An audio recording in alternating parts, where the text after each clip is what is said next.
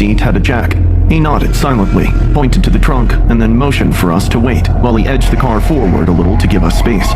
The sedan started backing up toward us slowly. He opened the trunk. Right as Harmony grabbed the jack, the rear door flew open, and a woman fell out onto the gravel as if someone had shoved her.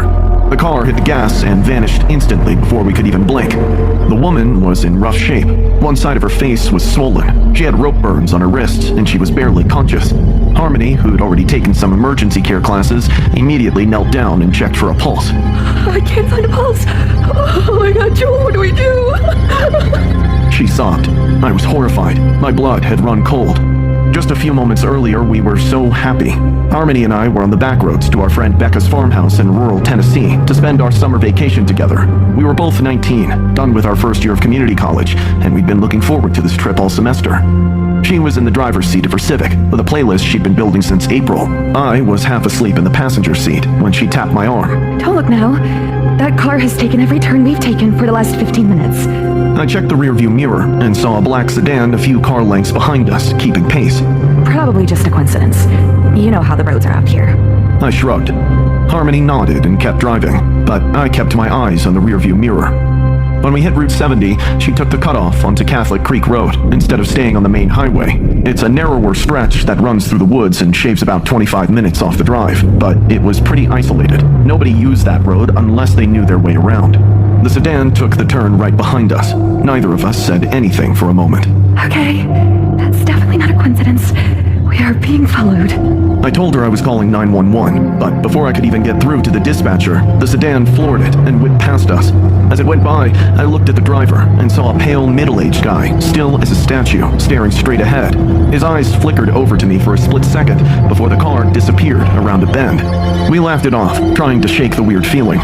About 5 minutes later, our front right tire blew. Harmony pulled over onto the gravel shoulder. We could see shredded glass on the road. Both of our phones had 0 bars, and the sun was going down fast. Hey, look!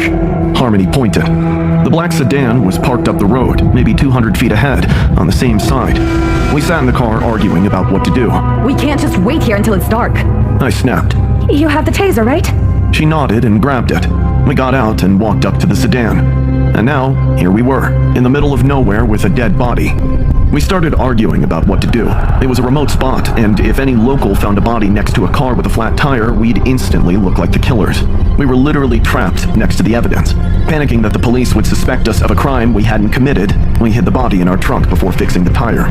Once we were done, Harmony drove like a maniac.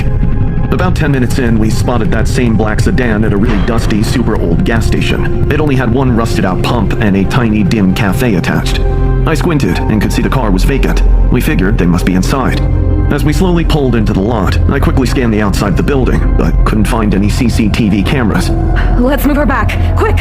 We hurriedly got her out and lifted the trunk lid, but before we could move her, she coughed and gasped awake. We froze. The woman sat up coughing. She told us her husband and his friend had tried to murder her, to hide her husband's affair. I could barely understand a word she was saying. Gosh, girl, give me a second, I'll ring 911. Harmony responded. She begged us not to. I'm really fine. I want to take my revenge by myself. I watched her walk back to the black sedan. She turned, smiled weakly at us, and got in. Harmony and I exchanged uncertain looks. Eventually, we got back in our car and drove the rest of the way to Becca's, but we could barely sleep. The next morning, a local news alert popped up on Becca's phone. It said the black sedan had crashed the night before, wrapping itself around a utility pole on a county road about 14 miles from the gas station. Both guys in the front seat were dead. The preliminary reports said the car had been going well over 100 miles per hour when it wrecked. A line in the article stated that the medical examiner had confirmed a third victim in the back seat. It was a woman, but based on her body temperature and other indicators, she had been dead for over 12 hours before the accident. I looked at Harmony, sitting across from me at Becca's kitchen table. She had gone pale. The woman we had driven around with for 15 minutes, the one who'd held my wrist and begged me not to call the cops, had been dead since before we even found her. We finally gave a statement to the county sheriff 2 days later. The deputy who took our story wrote everything down. The investigation into the 2 dead men wrapped up a few weeks later. I still drive through rural Tennessee sometimes when I visit Becca. I always take the main highway now, and I always slow down to look whenever I see a car pulled over on the shoulder. I have no idea why. Logically, there's no way looking will ever help anything, but I can't help myself. Figuring the door was busted, I pushed it 3 more times. Suddenly, the door flew open, and George appeared, breathing heavily through his nose. He was taller than I remembered. His eyes were dark and empty, as if he hadn't had a proper night's sleep in years, and he looked furious. I froze. I opened and closed my mouth. George, let the poor kid in. Sandra giggled from somewhere inside the house. "Get inside," George growled. "I'm fine. I started to protest, but George had already yanked me through the doorway and locked the door behind us. I remembered the day our neighbors George and Sandra Halpern moved onto Derringer Street. The guy was super quiet, always shot dirty looks at us kids, and never talked to anyone. When my mom went to greet them with welcome to the neighborhood cookies, he yelled at his wife, Sandra, just for opening the door. After that, the blinds were always drawn, and he never let her out of his sight. If Sandra was outside and someone tried to chat her up, George would pop up instantly, grab her arm, and march her back inside. Our neighbor, Mrs. Winson, called it controlling. Mom said it was concerning. All the parents on the block would gossip about him, and told the kids that going anywhere near their house was strictly forbidden. I obliged, except for that one summer vacation. It was a Saturday evening, and I was bored out of my wits. My best friend Danny was stuck in Florida at his grandparents', and my older brother was busy working at the pool and wanted nothing to do with me. I'd already biked to the gas station and back so often it wasn't even fun anymore, so I decided to play Ding Dong Ditch. I laced up my kicks and headed out, scanning the block for a perfect target. I somehow ended up on the street across from the Halperns, and in my 11-year-old brain, hitting the scariest house on the street felt like the ultimate flex. I figured it was time to test my luck. I tiptoed onto the porch and smashed the doorbell before I sprinted away and ducked behind a bush. I waited, maybe 5 minutes, but nothing happened. And then, about 15 minutes later, I was inside their home, facing the weird married duo. Sandra was sitting at the kitchen table with a glass of lemonade. When she spotted me, she gave me this massive ear-to-ear grin and asked how I was doing. Good? I managed to stammer out. Here, have some lemonade. Up close, she was actually pretty, with dark eyes that crinkled at the corners when she laughed. She started chatting me up about school and my summer plans, even cracking a joke that was actually pretty funny. Meanwhile, George simply stood in the corner with his arms crossed, watching her without saying a single word, like some prisoner. Do you mind if I use the bathroom? Sure thing. Just head down the hallway. It's the second door. Sandra said, pointing the way. I nodded and headed that way, but I was so busy looking over my shoulder to see where George was that I ended up opening the wrong door. The smell hit me first. It was thick and waxy, with this gross, rotten scent underneath, like someone had left candles burning over raw meat. The room was pitch black, except for maybe 30 candles set up in a big circle on the floor. Right in the middle was a man-sized doll, though only about 2 feet tall, made out of fabric, what looked like real hair, and some other stuff I couldn't identify from where I was standing. Ceramic bowls were placed all around it. I stepped a bit closer and nearly pissed my pants. The bowls were filled with animal bones, some dark, crusty stuff that looked a lot like dried blood, and rows of baby teeth in different shapes and sizes. The floor was covered in symbols, painted with incredibly steady strokes, a whole grid of them stretched from wall to wall. The doll was clearly meant to be a man. It was even wearing a tiny version of the same gray button-up George was always in. I yelped and turned around to bolt, only to come face to face with Sandra, who was still grinning. Guess little Lucas doesn't watch where he's going, huh? She giggled, dragging her index finger from my temple down to my cheek. Sweat glistened on my palms, and my heart felt like it was going to burst out of my chest. I tried to back away, but she moved closer. You see, George was my high school crush forever, but he only had eyes for my best friend. I had to figure out a way to fix that. I glanced back down the hall. George was still standing down there, watching us.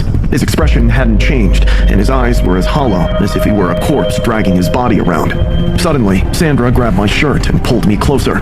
If you tell anyone about this room, I'm going to make you love me too. I booked it home and told my mom I'd been hanging out at Danny's. I sat through dinner that night and answered questions about my day, but I didn't breathe a word about what I'd seen. I was only 11, but I wasn't stupid. I knew if I told my parents, they'd call the cops and maybe Sandra would get in trouble, but I didn't think anyone could actually stop her. I steered clear of Derringer Street for the rest of the summer.